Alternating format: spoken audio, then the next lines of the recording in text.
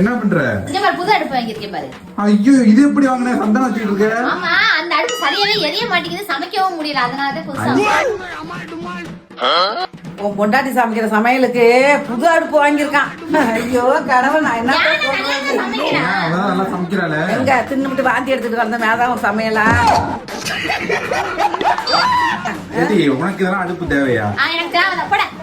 ஏற்கனவே வச்சு அழகுதான் பாக்குறதுல ஒரு நாள வாய்க்கு ருசியா சமைச்சது கிடையாது. இதுல அடுப்பு வேற.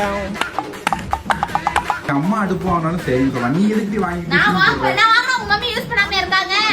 அம்மா நீ சமைச்சு வைக்கிற, என்னம்மா என்ன பண்றது? ஏற்கனவே மாடு வேற பாவம், நம்மளும் பாவம். மறுபடியும் புது அடுப்புல இருந்து இந்த மாட்டுக்கு மாடியா பாவம்? இது போற தின்னுட்டு அது கணிது ஒரு பக்கம்.